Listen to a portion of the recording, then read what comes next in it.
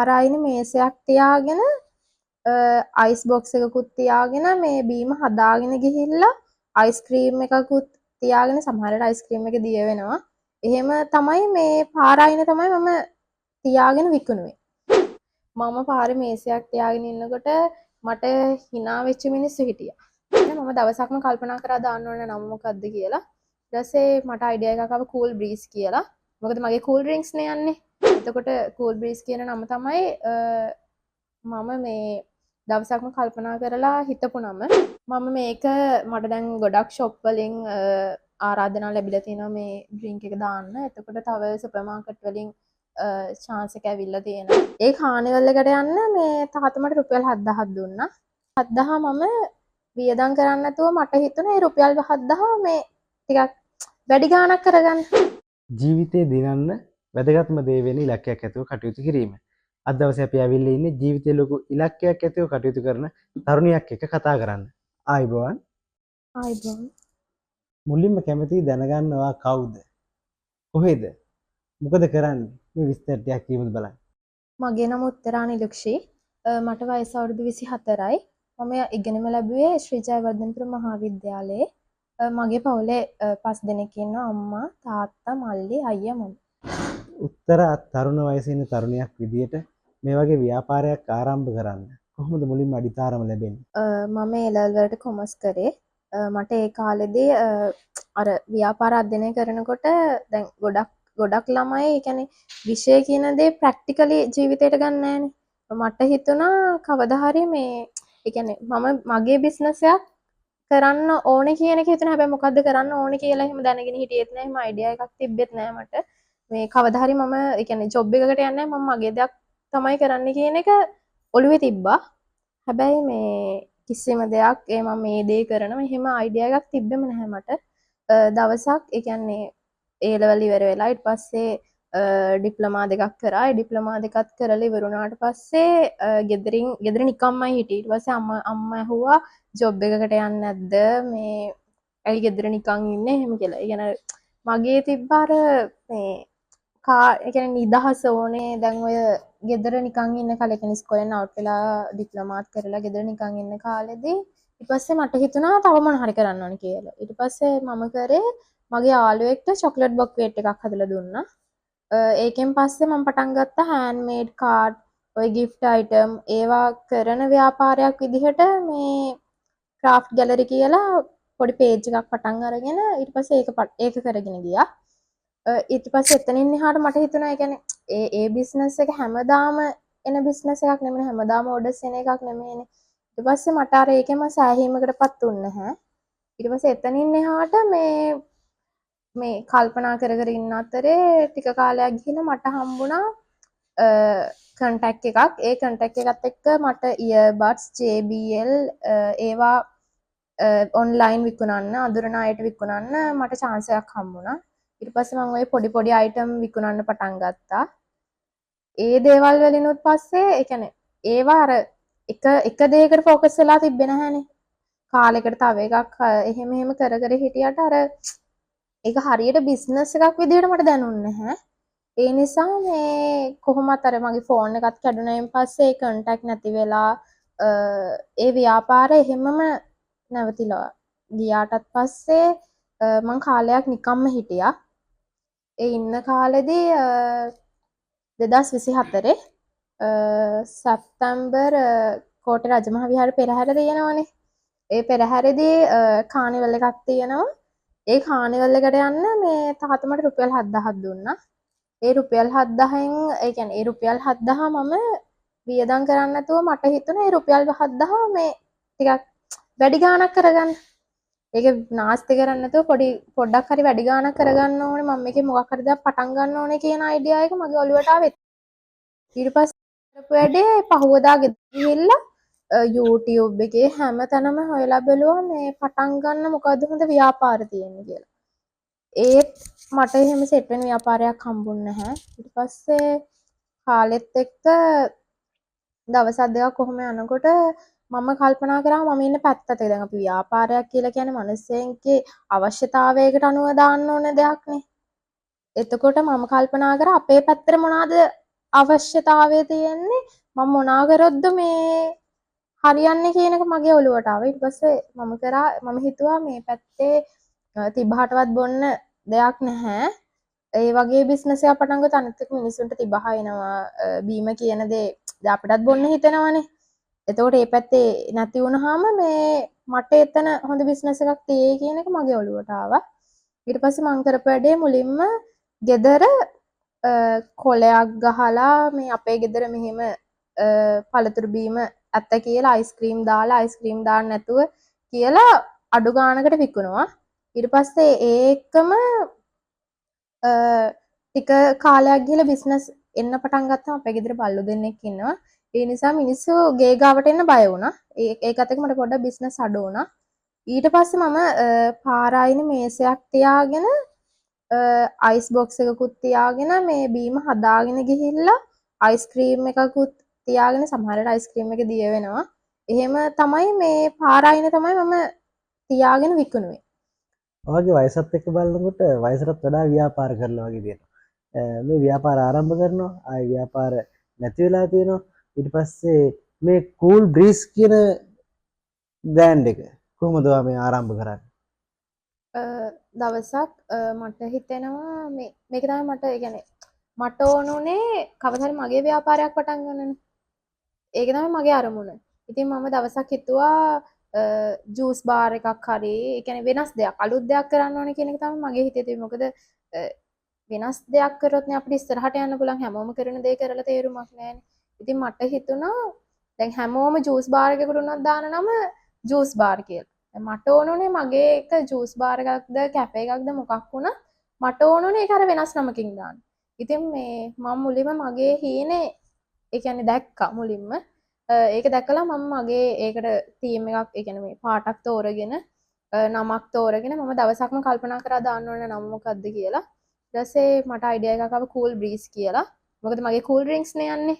එතකොට කූල් බ්‍රීස් කියන නම තමයි මම මේ දවසක්ම කල්පනා කරලා හිතපු නම. ඊට පස්සේ මට ඕන වුණා මේ ඒ අර මම යන හීනේ මුලින්ම පොඩියට දකින්න. ඒ කියන්නේ ටාගට් එකක් තියාගෙනනේ වැඩ කරන්න ඕනේ අපි. එතකොට මට මිනිස්සු hina වුණත් කමක් නැහැ කියලා මම කූල් බ්‍රීස් කියන නම ගහගෙන පොඩි කාට් එකක් හදාගත්තා. දම් පාටට ඒ කාට් එක පේන්ට් කරලා කුරුඳු ලී වලින් ඒක සරසලා ආටිෆිෂල් කොළ එහෙම අරගෙන ඒක ලස්සනට වටේ යවලා පොඩි ලස්සන අයිටම් ටිකක් අරගෙන මේ පෙට්ටි කඩයක් තමයි කියන්නේ ගයක් වගේ පෙට්ටි කඩයක් තමයි මම හැදුවේ මුලින්ම. එතකොට මට ඒක දාන්න ඕන වුණා මේ ඒකේ වැඩික්ම නම ඔක්තෝබර් වල තමයි මේ ගෙදර ජූස් විකුණන්න පටන් ගත්තේ. පෙරහැර තිබි සැප්තැම්බර් මාසෙනේ. ඒතර ඔක්තෝබර් වල ගෙදර මුලින්ම විකුණා. ඊට පස්සේ පාරායින මේසයක් තියාගෙන විකුණුවා. හරිම කෙටි කාලෙකින් මේ මට ඕන වුණා මේ එහෙම කාට් එකක් හදාගෙන මට බ්‍රෑන්ඩ් එකක් වෙන්න ඕන උනේ. ඒ නිසා මම මගේ නමක් එක්කම අර කාට් එකට මගේ බිස්නස් එක මේ ඒ කියන්නේ පටන් ගත්තේ හරියටම දෙසැම්බර් 27. ඒ කියන්නේ 2024 දෙසැම්බර් 27. ඒ කියන්නේ උපන්දිනේ දවසේ. ඔව්. දැන් අවුරුද්දයි මාස ගාණක් නේ කියන්නේ 2025 දෙසැම්බර් 24 අවුරුද්දක්. දැන් මේ ජනවාරි. හරියටම අවුරුද්දයි මාසයක් වගේ ඇති. මට අමතක වෙන්නේ නැහැ මගේ උපන්දිනේ දවසම මම තිබ්බ පියවර මට කවදාවත් අමතක වෙන්නේ නැහැ. ඒතර අර කලින් කිව්වා වගේ පාරේ hina වෙච්ච අයත් හිටියද? ඔව්.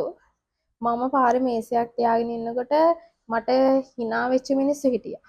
එතකොට අම්මට සමහර අය කියලා තිබ්බා ලැජ්ජ නැද්ද ගෑල්ලම එක්ක පාරේ තියන්න මේ ඉගෙනගෙන අනික මේ ජොබ් එකක් කරන්න පුළුවන් නේ අය මෙහෙම තියන්නේ හරි නෑ නේද එහෙම කියලා. ඊට පස්සේ මේ අම්මා ගෙදර ඇවිල්ලා ඒක කියවන්න ගත්ත ජොබ් එකක් කරන්නේ නෑ මෙහෙමයි ඇයි මේ වගේ දෙයක් කරන්නේ. ඊට පස්සේ මුලදී ගෙදරින් කැමති වුණෙත් නැහැ. හැබැයි මට ඒක කියන්නේ ගෙදරින් අකමැති වුණත් කැමති වුණත් මම කරන්නේ මට කැමති දේනේ. ඒ නිසා මම ඒක ගොඩක් එයාලත් එක්ක තර්ක කරා. මුලදී තාත්තා කැමති වුණෙත් නැහැ. හැබැයි තාත්තා ටික දවසක් ගිහිල්ලා මාව තීරුම් ගත්තා. අම්මා නම් තීරුම් ගත්තේ නෑ ඒ දවස්වල. අම්මට ඕනුනේ මාව ජොබ් එකකට හොඳ ජොබ් එකකට යවන්න. ඔෆිස් එකක එහෙම. ඊට පස්සේ මේ තාත්තට මං කිව්වේ තාත්තත් සමහර වෙලාවට කියලා තියෙනවා මේ ලැජ්ජ නැද්ද එහෙම කියලා තාත්තගේ අඳුරන අය එතකොට ඔය ගොඩක් ඔෆිස් වලින් එහෙම මට ජොබ් කරන්න කතා කරා මම ඒ කතා කරලත් ගියේ නැහැ අඳුරන අය මේ එතකොට තාත්තා ඇහුවා මේ ඇයි මෙහෙම කරන්න කියලා මම ලැජ්ජ නැද්ද කියලා ඊට පස්සේ මං ඇහුවා ලැජ්ජ වෙන්නේ ඇයි මේ මගේ දෙයක් කරන්න පාරේ ආයින තේවික්කත් ඒක මගේනේ කියන එක මම තාත්තට කිව්වා ඊට පස්සේ එදා ඉඳන් තාත්තා මාව තේරුම් ගත්තා මේ එතනින් තමයි මේ ඒ කියන්නේ මට මං ගැන විශ්වාසයක් තියෙනවා කවුරු මොනවා කිව්වත් ඒ නිසා තමයි මම ඒක පටන් ගත්තේ. ඉතින් මේ එතනින් පටන් ගත්ත ගමන තමයි මේ විදියට ගියේ. එතකොට මම අර කූල් බ්‍රීස් කියලා දාලා එහෙම කාට් එකක මගේ නම දාලා අර එක කෙනෙක්ට විහිළුවක් වෙන්නේ නැති මම ලෝගෝ එකකුත් හදාගෙන ඒකේ මං බීම විතරක් නෙමෙයි මං අර ස්ට්‍රීට් ෆුඩ් වගේ මේ බන් හොට් ඩොග් සබ්මැරින් මගේම රෙසිපි එකකට හැදුවා. ඒ වගේ මේ ලොකුවට ඒ කියන්නේ බිස්නස් එක මට මුලදී තිබුණා ඒ පැත්තේ. ඒ විදිහට තමයි මම පටන් ගත්තේ මුලින්. ඔයාගේ මේ කූල් බ්‍රීස් කියන ප්‍රොඩක්ට් එක ඇතුලේ මට පේනවා කලර් කීපයක්ම තියෙනවා. ඉතින් මේ වෙළඳ පොලේ තියෙන බීමෙහිකුත් එක්ක බලනකොට කවුරු හරි මේ කූල් බ්‍රීස් කියන ප්‍රොඩක්ට් එක ගන්න නම් තියෙන විශේෂත්වය මොකද්ද? මෙහෙමයි දැන් අපිට වෙළඳ පොලේ ගොඩක්ම තියෙන්නේ රසකාරක කියන්නේ දාපු බීම වර්ගනේ. ඒවා ඇත්තටම ශරීරයටත් අහිතකරයි කියලා තමයි මම නම් හිතන්නේ. අනිත් දේ තමයි අපිට දැන් අපිට පළතුරකින් ගන්න පුළුවන් බෙනිෆිට් එක ඒ විදිහටම ගන්නත් බැහැනේ. හැබැයි මගේ ඩ්‍රින්ක් එකේ කියන්නේ ඒ පළතුරු වල ස්වභාවික රසය ඒ විදිහටම තියෙනවා. ඒක නැති කරලා නැහැ. ඔයාලට ඒ ගන්න පුළුවන් බෙනිෆිට් එක ඒ විදිහටම ගන්නත් පුළුවන්. අනිත් එක මේක විශේෂත්වය තමයි මේක පරිසර හිතකාමී විදිහට තමයි හදලා තියෙන්නේ. කියන්නේ පරිසරයට කිසිම හානියක් නැහැ. නැවත නැවත පාවිච්චි කරන්න පුළුවන් මේවා ඒ කියන්නේ පරිසරයට මුදා හරින්නේ නැහැනේ. නැවත නැවත පාවිච්චි කරන්න පුළුවන් දේවල් වලින් තමයි හදලා ඒ කියන්නේ මේ බෝතලේ වුණත් ඒක පරිසර හිතකාමී විදිහට තමයි හදලා තියෙන්නේ. ඒ කියන්නේ ප්ලාස්ටික් එහෙම යූස් කරලා මේ ඩ්‍රින්ක් එකක් විදිහට හදලා නැහැ. අනිත් දේ තමයි මේක හෙල්දි. මගේ තියෙන ප්‍රොඩක්ට් රේන්ජ් එකක් හෙල්දි විදිහට. තනිකරම හෙල්දි විදිහට යන කියන්නේ ගොඩක් මිනිස්සු ඉන්නනේ සුගර් වලට කැමති නැති අය ඉන්නවා. සමහරක් ඉන්නවා සුගර් වලට කැමති. එතකොට ඒක කස්ටමයිස් කරලා ගන්න පුළුවන් විදිහට මගේ ප්‍රොඩක්ට් රේන්ජ් එක යනවා. එතකොට හෙල්දි ලයිෆ් එකකට කැමති කෙනෙක්ට තනිකරම සුගර් නැතුව ඒ කියන්නේ සමහර අර ඩීටොක්ස් ඒ වගේ ජින්ජර් ෂොට් ඒ වගේ අර ඒ කියන්නේ අපේ මේ ඇඟටත් හොඳ විදිහට හදලා තියෙන ප්‍රොඩක්ට් රේන්ජ් එකකුත් තියෙනවා. දැන් හිතන්නකෝ දැන් අපිට මොන හරි ලෙඩ රෝග තියෙනවා කියලා. දැන් මේ වගේ ඩ්‍රින්ක් එකක් ඔයාලා දිගටම පාවිච්චි කරන්න ගත්තොත් ඔයාලට කියන්නේ තියෙන ලෙඩ රෝග උනත් අඩු කරගන්න හැකියාවක් තියෙනවා. සමහර අයට කියන්නේ ස්වභාවික රසයට කැමති අයට ඒ රසය අත්විඳින්නත් පුළුවන්. අනිත් දේ තමයි අර සමහර ඩ්‍රින්ක් වල රසයට නෙමෙයි හදලා තියෙන්නේ. ගුණයට විතරක් හදපුවක් තියෙනවා. දැන් ජිම් යන කෙනෙක්ට උනත් අර ජින්ජර් ෂොට් ඩීටොක්ස් ඒ වගේ දේවල් ගන්න පුළුවන්. මොකද මේ අපේ ශරීර අභ්‍යන්තරය මේ පෝෂණය කරන්නත් ඒවා ගොඩක් වැදගත් වෙනවා. එතකොට ඔයාගේ මේ ප්‍රොඩක්ට් එකේ ඇත්තේ පාට කීපයක්ම තියෙනවනේ. මේකේ තියෙන මොකද්ද මේ වර්ග විදියට ගත්තොත් ඔයාලට මොනවද කියන්නේ? ඇත්තටම මෙතන තියෙන කිහිපයක් විතරයි ප්‍රොඩක්ට්. මේ කිහිපය ගත්තොත් මෙතන තියෙනවා මල් ජාති දෙකකින් හදපු ඩ්‍රින්ක්ස් දෙකක්. මේක ඇවිල්ලා හිබිස්කස් අයිස් ටී. මේක ඇවිල්ලා බටර්ෆ්ලයි පී අයිස් ටී එක. මේක හදන්නේ නිල් කටරොළු වලින්. මේක හදන්නේ පොකුරු වදමල් වලින්. මේක ඇත්තටම ඇඟට ගුණයි. මේ ඔයාලා දන්නවා ඇතිනේ වදමල් වල තියෙන ගුණ නිල් කටරොළු වල තියෙන ගුණ මේවා වල තියෙන ගුණ විනාශ කරලා නැහැ. ඉතින් මේ වගේ ඩ්‍රින්ක්ස් වලට කැමති අයට මේ ප්‍රොඩක්ට් එක අත්විඳින්න පුළුවන්. ඊට අමතරව තියෙනවා මේ යෝගට් ඩ්‍රින්ක්ස් දෙකක්. අපි ගත්තොත් මේක ස්වභාවික ස්ට්‍රෝබෙරි වලින් හදලා තියෙන ස්ට්‍රෝබෙරි යෝගට් ඩ්‍රින්ක් එක. එතකොට මේ තියෙන්නේ මැංගෝ යෝගට් ඩ්‍රින්ක් එක. දැන් කඩවල් වල ඒ කියන්නේ අද කාලේ ඇත්තටම මේ ස්වභාවික පළතුරු වලින් හදලා ස්වභාවික පළතුරු රසෙන යෝගට් ඩ්‍රින්ක් එහෙම හොයාගන්න නැහැනේ. දැන් මේක ඔයාලට බිව්වොත් ඇත්තටම අඹරහ ඒ විදිහටම එනවා. ඒ කියන්නේ රසකාරක දාලා නෙමෙයි. ස්වභාවික අඹ වලින්ම තමයි මේක හදලා තියෙන්නේ. හරිම රසයි මේක බීලා try කරලා බලන්න පුළුවන්. ඒ වගේම තමයි ඊට අමතරව මෙතන තියෙනවා ස්මූදි එකක්. ඒක ඇවිල්ලා මැංගෝ බනානා ඩේට් ස්මූදි කියලා තමයි හඳුන්වන්නේ. මේක ගොඩක් වෙලාවට ඉවෙන්ට් වලට ඔය ගොඩක් අය ඉල්ලුම වැඩිම ඩ්‍රින්ක් එකක් මේක. මේ විදිහට හඳුන්වන්න පුළුවන්. ඊට අමතරව වුඩ් ඇපල් ඩ්‍රින්ක් එක තියෙනවා. ඊට අමතරව මෙතන තියෙනවා තව නාරන් ඩ්‍රින්ක් එකක්. ඊට අමතරව මැංගෝ පැෂන් ඒ වගේ තව ඩ්‍රින්ක්ස් ජාති ගොඩක් තියෙනවා. ඊට අමතරව මේ විශේෂ ඩ්‍රින්ක් එකක් තියෙනවා කිං කොකනට් ඩ්‍රින්ක් එක කියලා එකක්. ඒක ඉස්සරහට අරගෙන එන්න බලාපොරොත්තු වෙනවා. මේ මගේ අතේ තියෙන්නේ හෙල්දි ෂොට්ස්. ඒ කියන්නේ මේක ජින්ජර් ටර්මරික් ෂොට්, මේක ඇවිල්ලා බීට්‍රූට් ඩිටොක්ස්. එතකොට මේවා ජිම් යන කෙනෙක්ට ඇඟ ලස්සනට තියාගන්න, නිරෝගීව තියාගන්න කැමති කෙනෙක්ට, ඒ කියන්නේ රසට නෙමේ, ගුණට බොන්න පුළුවන් ඩ්‍රින්ක් එකක්, ෂොට් එකක්. එතකොට මේක දැන් කෙනාගෙන් කෙනාට වෙනස් වෙනවානේ. සමහර අය කැමති එකේ දැන් මෙතන නැති මේ ප්ලෑනුත් තියෙන ප්ලෑන් එකක් විදිහට තමයි මේ කෙනාට හදලා දෙන්නේ. දැන් සමහර අය කියනවා ඔය ෆොරෙන් අය එහෙම කැමති මේ බීට්‍රූට් ඩිටොක්ස් එකට. ඉතින් මේ එයාලා කියනවා මට මෙහෙම සතියට ප්ලෑන් එකක් හදලා දෙන්න. මේ බීට්‍රූට් ඩිටොක්ස් එකෙන් එහෙම කිව්වම එයාට මම මේකෙන් ප්ලෑන් එකක් හදලා දෙනවා දවස් 4 ඔයා මේක බොන්න එහෙම කියලා. එතකොට ඒ වගේ කස්ටමයිස් කරලා මේ වගේ ෂොට් උනත් අපේ බ්‍රෑන්ඩ් එකෙන් ගන්න පුළුවන්. ඔය කතාවේදී ෆොරිනර්ස්ලා ගැන කියවුණා. මේක මම හිතන්නේ දේශීය විතරක් නෙවෙයි විදේශිකයන්ටත් ආවෙනිකු ඩ්‍රින්ක් එකක්. මේක මිලදී ගන්නව නම් ගන්න තියෙන්නේ කොහෙන්ද කොහොමද? ඔයාලට පුළුවන් කූල් බ්‍රීස් FB page එකට ගිහිල්ලා මට මැසෙන්ජර් හරි WhatsApp හරි මැසේජ් එකක් දාලා හරි කෝල් එකක් අරගෙන හරි ඕඩර් එකක් දාන්න පුළුවන්. ඉවෙන්ට් එකකට එහෙම ඕඩර්ස් දාන්නත් පුළුවන්. ඔන්ලයින් ඒ පැත්තෙන් එහෙම කරගන්න පුළුවන්. ඊට අමතරව ඔයාලට ෆිසිකලි එවලේ හදලා දෙන ස්මූදි ඇන්ඩ් ඩ්‍රින්ක්ස්, ඒ කියන්නේ ජූස් බාර් එකක් වගේ ගුඩ් මාකට් ඉවෙන්ට් එකක් තියෙනවා හැමදාම රේස් කෝස් පාකින් එකේ සැටර්ඩේ මාකට් එක. ඒකෙදි ඔයාලට ෆිසිකලි ඔයාලට කැමති ඩ්‍රින්ක් එක කස්ටමයිස් කරලා ගන්න පුළුවන්. ඊට අමතරව ගුඩ් මාකට් ෂොප් එකේ මගේ දැනට ප්‍රොඩක්ට් 4ක් යනවා. ඔයාලට ගුඩ් මාකට් ෂොප් එකකිනුත් මගේ ප්‍රොඩක්ට් ගන්න පුළුවන්. උත්තරා එතකොට තරුණයක් විදියට ඔයාගේ ව්‍යාපාරය මේ විදිහට ඉස්සරහට කරගෙන යන්න සහ ඔයා ඉස්සරහට බලාපොරොත්තු වෙන දේ මොකද්ද? මම දැනටමත් ඉමෝෂනල් ඉන්ටෙලිජන්ට් ටීම් එකත් එක්ක එකතු වෙලා තෙත්බීම් සංරක්ෂණයට දායක වෙන කෙනෙක්. මම ඉගෙන ගන්න කෙනෙක් ඒ පැත්ත.